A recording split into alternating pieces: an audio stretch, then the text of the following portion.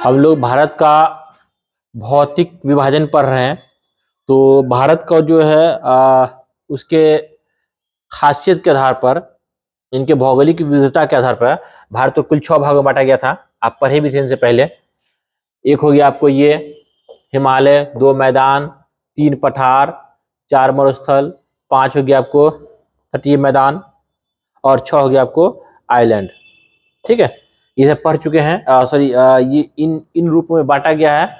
इनमें से हम लोग जो पढ़ चुके हैं वो हिमालय को पढ़ा चुके हैं और भारत का उत्तरी मैदान जो ये पढ़ा चुके हैं। ठीक है, ये दोनों पढ़ा चुके हैं। इन दोनों का लिंक आपको वीडियो के नीचे डिस्क्रिप्शन में डाल देते हैं ताकि आप इनको भी समझ पाए। और आज जो हम पढ़ेंगे वो पढ़ेंगे आपको भारत का प्रायद्वीपीय पठार। ये रहा भारत का प्रायद्वीपीय पठार, इसको आज पढ़ेंगे। ठीक है, चलिए क्लास शुरू करते हैं।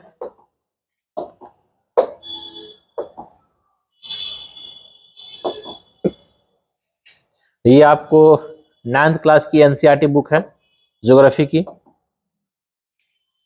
क्या कह रहा कि प्रायद्वीपीय पठार एक मेज की आकृति वाला स्थल है। सिर्फ प्रायद्वीपीय पठार ही नहीं बल्कि दुनिया का जो भी पठार होगा ना, जो भी पठार होगा वो आपको मेज की तरह ही होगा। आसपास के भूमि से उठा होगा, इस तरह से उठा होगा, लेकिन ऊपर में सपाट होगा इसे। ठीक है, तो पठार की खासियत यही है कि वो आसपास की भूमि से ऊंचा होगा और ऊपर में सपाट होगा, वो पठार कहलाएगा। और दूसरी खासियत ये है कि इसकी ऊंचाई 1000 मीटर से ऊंचा नहीं होगा। 1000 मीटर से ऊंचा नहीं होगा। अगर यही 1000 मीटर से ऊंचा हो जाए ये आपको पर्वत कहलाएगा, पहाड़ कहलाएगा। और उसकी चोटी जो है वो ऊपर का सिरा वो इस तरह से रहेगा, इस तरह से रहेगा। ये हो गया पर्वत। ठीक है, चलिए यही अंतर है पर्वत और पठार में। चलिए क्या कर रहा है, पुराने क्रिस्टलीय आग्नेय तथा रूपांतरित शैलों से बना है। कौन? प्रायद्वीपीय पठार। तो पूछ हुआ है कि प्रायद्वीपीय पठार किससे बना हुआ है, तो आप बता देंगे आग्नेय, रूपांतरित और क्रिस्टलीय पुरानी जो है शैल है उनसे बने हुए हैं। पत्थर है, शैल मतलब पत्थर, उनसे बने हुए हैं। और क्या कर रहा है कि ये गोंडवाना भूमि के टूटने से बना है। सही बात है, क्योंकि पहले जो है पूरा वर्ल्ड एक ही कंटिनेंट में था, सुपर कंटिनेंट पैंजिया, उसको 2 भाग में टूटा है, लॉरेशिया, गोंडवाना। तो इंडिया जो है गोंडवाना का भाग है। ठीक है, आगे बढ़ते हैं। क्या कर रहा है, तो बोल रहा है गोंडवाना की वजह से क्या कि प्रायद्वीपीय पठार जो वो सबसे प्राचीनतम भूभाग है। बात सही है, क्योंकि इंडिया के ये स्थल में सबसे प्राचीनतम जो है वो आपको प्रायद्वीपीय पठार है और सबसे नया जो है वो मैदान है। ठीक है, चूंकि जब ये इंडिया गोंडवाना का भाग था, फिर वहां से आया, तो उसी क्रम में जो है वहां से आने के यानी कि दक्षिण अफ्रीका से अफ्रीका के पास से आने के क्रम में ही भारतीय प्रायद्वीपीय पठार का निर्माण हो चुका था। उनके बाद निर्माण हुआ हिमालय का। जब हिमालय का निर्माण हो गया तो हिमालय के पास जो है, जो आज उत्तरी मैदान है, वो पहले खाई था, फिर वहां से नदी जो है वहां से हिमालय को काट करके उस जमीन को पाट दिया, उसको आज मैदान बना दिया। तो सबसे नया क्या है इंडिया के मतलब कि स्थल पर, वो मैदान है। और सबसे पुराना क्या है, वो प्रायद्वीपीय पठार है। चलिए आगे बढ़ते हैं। प्रायद्वीपीय पठार को 2 भाग में बांटते हैं। ठीक है, प्रायद्वीपीय पठार को कुल 2 भाग में बांटते हैं। इसको भी देखते हैं हम लोग। एक हो गया आपको ये हो गया एक मध्य उच्च भूमि। क्या कहलाएगा ये कहलाएगा मध्य उच्च भूमि। ठीक है, बाकी का जो ये है, बाकी का ये सब कहलाएगा आपको दक्कन का पठार। क्या कहलाएगा ये कहलाएगा आपको दक्कन का पठार। ठीक है, दक्कन का पठार या दक्षिण का पठार, इंडिया के दक्षिण में है। तो प्रायद्वीपीय पठार को, इंडियन पेनिनसुला का जो प्लेट्यू है उसको कुल 2 भाग बांटते हैं, मध्य उच्च भूमि और दक्कन का पठार। ठीक है, आगे बढ़ते हैं। ये जो बांटने का काम करता है, ये बांटने का काम आपको यहां पर आपको एक विंध्य श्रेणी है, विंध्याचल पर्वत है। विंध्याचल पर्वत के उत्तर में मध्य उच्च भूमि, इसके दक्षिण में दक्कन का पठार। और यहां पर आपको विंध्याचल पर्वत भी है, यहां नर्मदा नदी है, फिर यहां पर सतपुरा पर्वत है, फिर यहां तापी नदी है। तो बल्कि यही नहीं, ये चारों जो है, इन चारों के उत्तर में हो गया मध्य उच्च भूमि, इन चारों का दक्षिण में हो गया आपको दक्कन का पठार। बात क्लियर है? चलिए आगे देखते हैं। इसको दो भाग बांट दिए, कौन कौन भाग है उसको भी देख लिए हैं। अब हम लोग उसकी खासियत को देखते हैं। क्या कह रहा है कि नर्मदा नदी के उत्तर में प्रायद्वीप पठार का वह भाग जो कि मालवा के पठार के अधिकतर भागों पर फैला हुआ है, उसे क्या बोलते हैं? मध्य उच्च भूमि बोलते हैं। तो प्रायद्वीपीय जो मध्य उच्च भूमि जो है, उसमें सिर्फ मालवा का पठार ही नहीं, बल्कि बुंदेलखंड का पठार आता है, बघेलखंड का पठार आता है, छोटा नागपुर का पठार आता है, और जाके कैमूर का पठार आता है, और भी सारी पठार जो है वो सब भी किस में आता है? मध्य उच्च भूमि में आता है। ठीक है, जो बात है वो बताएं। वही कह रहा है कि विंध्य श्रृंखला सतपुरा के मतलब कि उधर है आपको। ठीक है, और ये जो ये मतलब कहने का मतलब ये मध्य उच्च भूमि का जो आपको चौहद्दी बता रहा है कि आपको पश्चिम में कौन है? अरावली पर्वत है, उत्तर में कौन है? मैदान है, दक्षिण में कौन है? तो आपको चाहे सतपुरा बोल लीजिए या फिर आप विंध्य श्रृंखला बोल दीजिए, वो है। ठीक है, तो इनका मरुस्थल बता रहा है आपको, ये इनका चौहद्दी बता रहा है आपको। ठीक है, आगे बढ़ते हैं।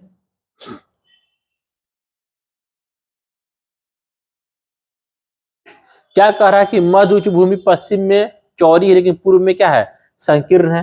सही बात है। देखिए, अगर मध्य उच्च भूमि को देखते हैं हम लोग, तो ये रहा मध्य उच्च भूमि, ये रहा। तो बताइए, पश्चिम में चौड़ा है कि नहीं? पश्चिम में इसकी चौड़ाई ज्यादा है, पूरब में क्या है? कम है। सही बात है। और ये जो है ना, ये जो अरावली पर्वत है, इसके इधर एक ढलान है, इसके उस तरफ ढलान है, इसको क्या बोलते हैं? जल विभाजक बोलते हैं इसको। ठीक है,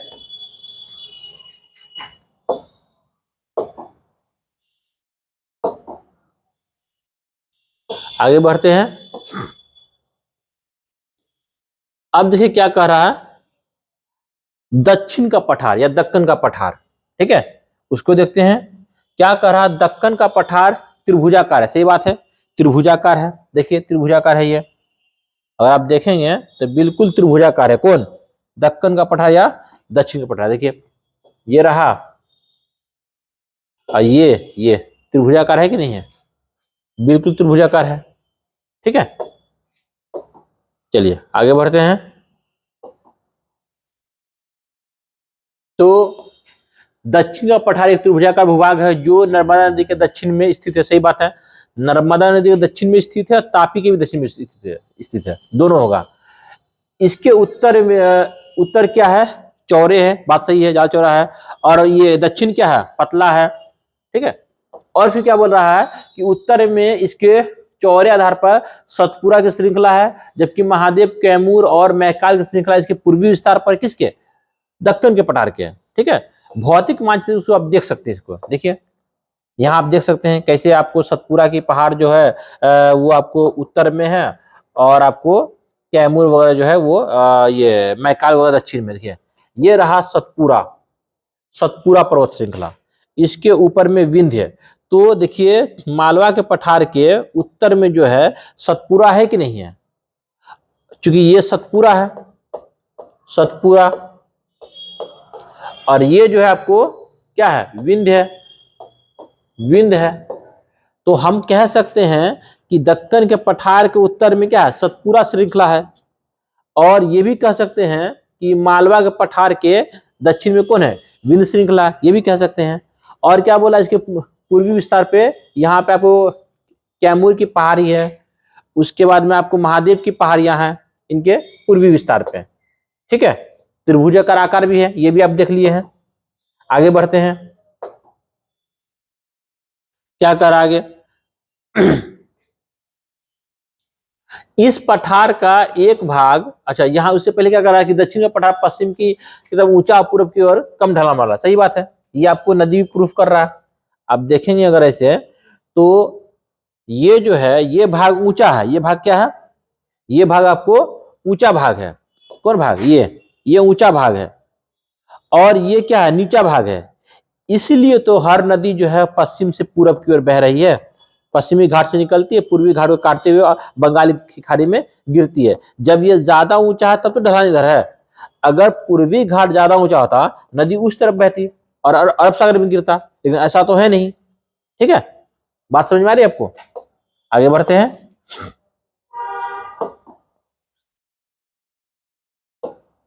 और क्या बोल रहा है कि इस पठार का एक भाग उत्तर पूर्व में भी देखा गया है, जिसे स्थानीय रूप से मेघालय का पठार या कार्बी एंगलोंग का पठार कहा जाता है। बात सही है, क्योंकि यहां आप देखेंगे, बार बार मैप को देखना पड़ेगा, क्योंकि मैप से ही आपको समझ में आएगा। आप देखेंगे ये रहा आपको कार्बी एंगलोंग का पठार और ये रहा आपको मेघालय का पठार।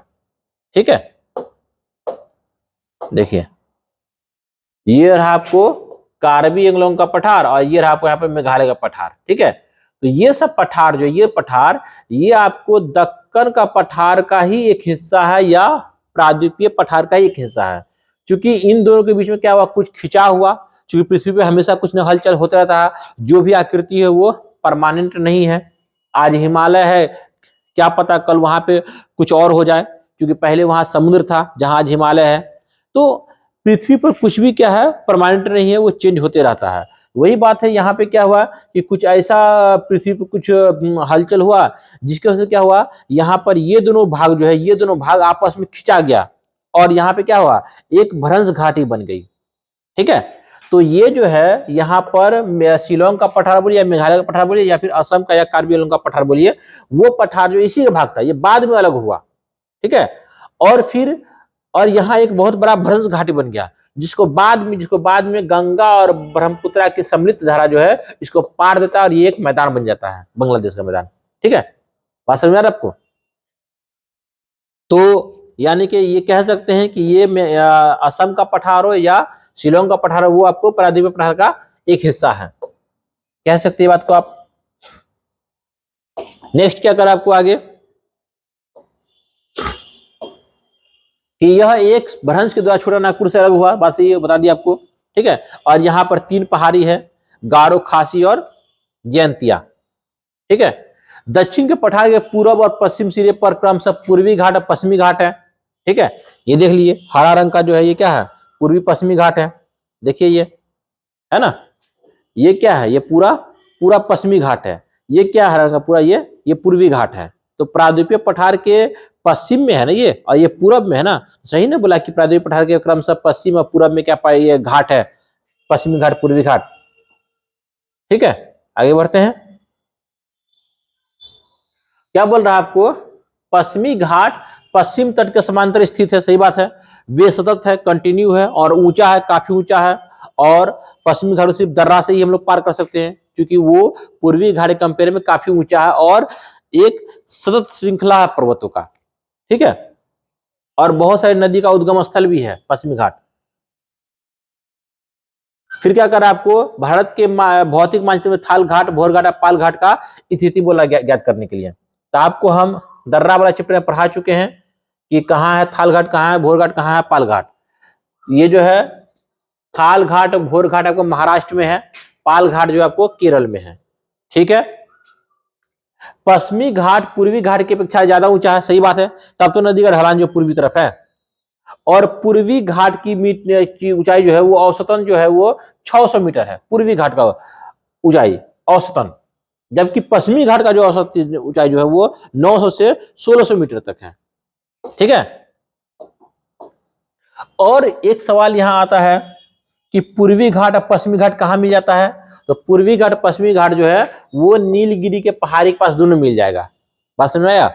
और पूर्वी घाट जो है वो महानदी से शुरू होगा और नीलगिरी के पहाड़ी तक खत्म हो जाएगा, जबकि पश्चिमी घाट जो है वो आपको सिहादरी यानी कि आपको कह देते हैं कि महाराष्ट्र से शुरू होता है और वो भी नीलगिरी के पास में आकर के खत्म होता है।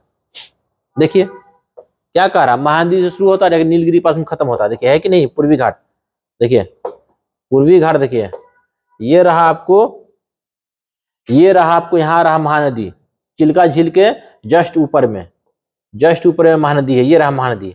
और यहाँ पर है आपको नीलगिरी की पहाड़ी, यहाँ पर इस तरह से। ठीक है, यहाँ पर नीलगिरी पहाड़ी है, तो ये इस तरह से है। तो यहां से लेकर के यहां तक कौन है, पूर्वी घाट है, और यहां से लेकर के यहां तक कौन है, पश्चिमी घाट है। ठीक है, आगे बढ़ते हैं। हालांकि उसके ऊपर ही पश्चिमी घाट है, लेकिन मेन जो मुख्य पश्चिमी घाट वही है। पश्चिमी घाट में पर्वतीय वर्षा होती है, बात सही है। यह वर्षा घाट के पश्चिम ढाल पर आर्द्र हवा के टकराने से होता है और पूर्वी ढाल पे नहीं होता है। समझ में आया?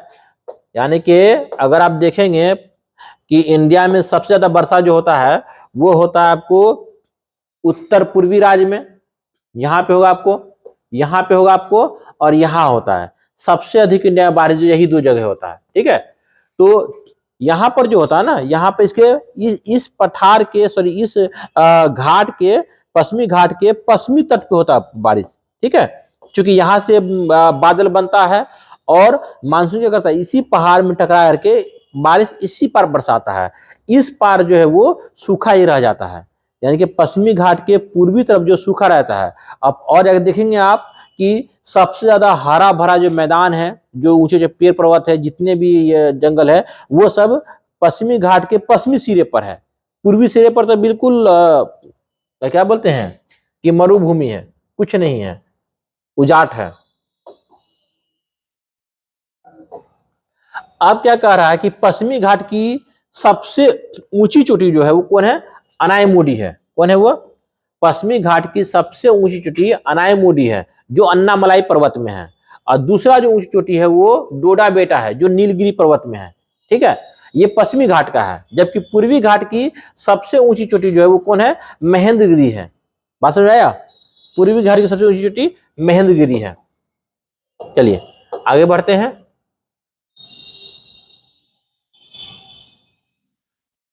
और क्या है कि ऊटी वगैरह जो है वो घूमने का एक टूरिस्ट प्लेस है, जो कहाँ है आपको, वो अरुणाचल सॉरी तमिलनाडु में ही है। ठीक है, और क्या करा कि दक्कन के पठार का या प्रायद्वीपीय पठार का एक खासियत ये है कि यहाँ पर काली मृदा मिलती है, दक्कन ट्रैप, जिसमें कपास की खेती की जाती है। ठीक है, ये हम, और ये इसके बारे में, काली मृदा के बारे में, काली मृदा या इसको दक्कन ट्रैप क्यों बोलते हैं, इसको जो हम आपको मृदा वाला क्लास में अच्छे से बता देंगे। ठीक है, फिलहाल इतना आप याद कर लिए ताकि आगे आपका काम आसान हो जाए। ठीक है, तो ये रहा आपको क्या, प्रायद्वीपीय पठार। तो प्रायद्वीपीय पठार को हम लोग अच्छे से कवर कर लिए हैं। अगर हम एक बार ऐसे रिवीजन के एतबार से देखें, रिवीजन के तौर पे देखें, तो हम लोग देख सकते हैं इसे 1 मिनट में रिवीजन करना चाहे तो कर सकते हैं कि प्रायद्वीपीय पठार को 2 भाग में बांटते हैं। ऊपर में रहा आपको मध्य उच्च भूमि, मध्य उच्च भूमि, नीचे में रहा आपको दक्कन का पठार या दक्षिण का पठार। ठीक है, दक्कन का पठार, उसका जो ये है क्या बोलते हैं मतलब कि सीमा ये रहा इस तरह से, क्या रहा, ये रहा मध्य उच्च भूमि, ये रहा आपको पूरा, ये पूरा क्या है, दक्कन का पठार है। ठीक है, और फिर क्या बोल रहा है कि मध्य उच्च भूमि के दक्षिण में जो है वो विंध्य पर्वत श्रृंखला है। बात सही है। जबकि दक्कन के पठार के उत्तर में कौन है, आपको सतपुरा की पहाड़ी है। तो जब भाई दोनों के दोनों जब दक्कन जब प्रायद्वीपीय पठार को जब 2 भाग में बांटते हैं, तो दोनों का सीमा अलग कैसे हो गया? जाहिर सी बात है, मान लिया ये खेत रहा, ये खेत में ये आल है, तो ये मान लीजिए ये ए खेत है, ये बी खेत है। ये ए खेत के दक्षिण में एक्स आल है और बी खेत के उत्तर में एक्स आल है, यही ना है। लेकिन यहाँ पर अंतर है कि ये जो है आपको मध्य उच्च भूमि, क्या मध्य उच्च भूमि, तो मध्य उच्च भूमि के दक्षिण में कौन है, ये दक्षिण में आपको विंध्य पर्वत श्रृंखला है। क्या है ये? विंध्य पर्वत श्रृंखला है। जबकि ये है आपको, ये क्या आपको दक्कन का पठार, क्या ये दक्कन का पठार, दक्कन का पठार। तो क्या कह रहा है, दक्कन के पठार के उत्तर में क्या है, सतपुरा है। तो जाहिर सी बात है ये सही कह रहा है, क्योंकि यहाँ पर यही नहीं और भी कुछ है। ये हो गया आपको विंध्य, ये सतपुरा, इसके बीच में ताप्ती सॉरी नर्मदा नदी बहती है और यहाँ पे ताप्ती नदी बहती है। तो इसलिए कहा जाता है कि अगर हम विंध्य सॉरी अगर हम पर्वत श्रृंखला की बात करेंगे, तो पर्वत श्रृंखला में हम कह सकते हैं कि मध्य उच्च भूमि के दक्षिण में जो है वो विंध्य पर्वत है, अगर नदी की बात करेंगे तो मध्य उच्च भूमि के दक्षिण में नर्मदा नदी है। अब हम इसमें आते हैं, दक्षिण के पठार के उत्तर में कौन है? सतपुरा का पर्वत श्रृंखला है। अगर नदी का बोलेंगे तो दक्षिण के पठार के उत्तर में आपको कौन नदी है? ताप्ती नदी है। बात क्लियर है? ये रहा इसका सीमा, ठीक है। और इसमें क्या कह रहा है आपको?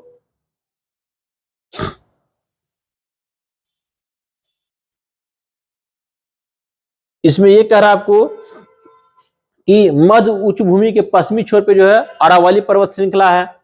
इधर जो है आपको, इधर आपको ये छोटा नागपुर का पठार है। कहाँ? पूर्वी तरफ, यानी कि मध्य उच्च भूमि के पूर्वी में छोटा नागपुर का पठार है, यहाँ पर अरावली का पर्वत श्रृंखला है, ठीक है। ये इसका सीमा बनाता है। और इस मध्य उच्च भूमि से केन, बेतवा, चंबल नदी अपवाहित होती है, ठीक है। क्लियर होगा बात? अब आते हैं क्या, इसमें आते हैं दक्कन का पठार में। दक्कन के पठार के जो है उत्तर में आपको सतपुरा पर्वत बोल दिए या फिर ताप्ती नदी बोल दिए। और देखिए इधर जो है पश्चिम की तरफ जो है आपको पश्चिमी घाट है, पूर्व की तरफ पूर्वी घाट है। और इसमें जो है आपको गोदावरी, कृष्णा, कावेरी नदी इस पठार से अपवाहित होती है। और इस पठार का सबसे उच्च चोटी जो है, सबसे उच्च जो है वो आपको कौन है? अन्नामलाई चोटी है, जो क्या है, सॉरी, अनाईमुडी चोटी है, जो अन्नामलाई पर्वत श्रृंखला का है। दूसरा जो आपको डोडा बेटा है, ठीक है।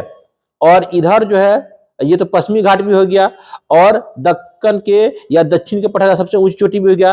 क्योंकि अनाईमुडी जो है वो पश्चिमी घाट का भी सबसे ऊंची चोटी है, आप पूरे दक्कन के पठार का भी सबसे ऊंची चोटी है। और पूर्वी घाट में जो है महेंद्रगिरी जो है सबसे ऊंची चोटी है, ठीक है। तो ये रहा, आपको इस तरह से हम लोग 1 मिनट में रिवीजन कर सकते हैं। चलिए, तो हम लोग दक्कन का पठार पढ़ लिए। अब हम लोग क्या देखेंगे? हम लोग पश्चिमी घाट, पूर्वी घाट देखेंगे।